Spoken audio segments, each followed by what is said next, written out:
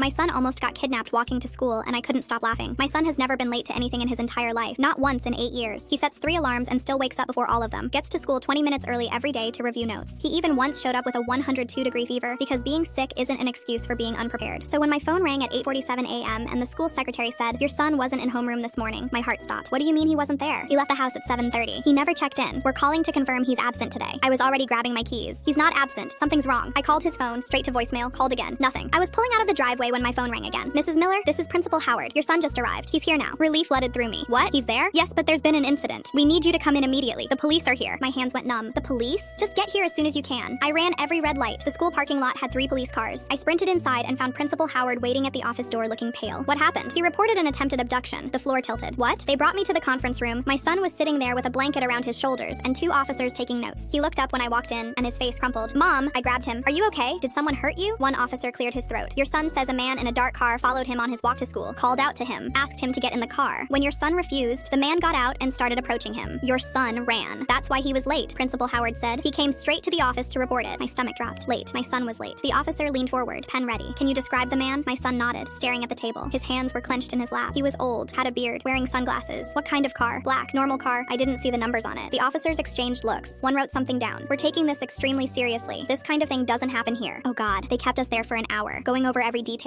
What street, what time exactly, what the man said, what he was wearing. My son answered everything in this quiet, shaky voice, never looking up. Finally, they let us leave. I signed him out and we walked to the car without speaking. We were halfway home when he said, "Mom," his voice sounded wrong, "I need to tell you something." I pulled over into a parking lot and turned to face him. He couldn't look at me. His hands were shaking. There was no man. I stared at him. "What?" "There was no car, no guy, none of it." He looked up and his eyes were filled with tears. "I was late." "You were." "What?" "I was late. For the first time ever. I overslept and I woke up at 7:52 and I panicked and I couldn't find my history homework, and by the time I got to school, it was 8:14 and I'd never been late before and I didn't know what to do." My mouth fell open. I walked up to the entrance and I froze. I thought about how it would go on my record and I panicked. He was crying now. Then I remembered that assembly, the one about stranger danger. So I went to the office and said someone tried to grab me. I thought they'd just excuse the tardy, but then they called the police and it got so big and I couldn't take it back. I sat there staring at my son who'd faked an attempted kidnapping because he'd been 14 minutes late for the first time in his life. Then I started laughing. I couldn't help it. The whole thing was so absurd, I just lost it. He looked at me in shock. "You're not mad?" "Oh, I'm furious," I said, wiping my eyes. "But you're not telling anyone the real reason." He looked up. "Really?" "Really, but you owe me. Big time." 3 weeks later, the school installed security cameras at every entrance and added a second resource officer. My son now attends what is probably the most secured middle school in the state, all because he was 14 minutes late.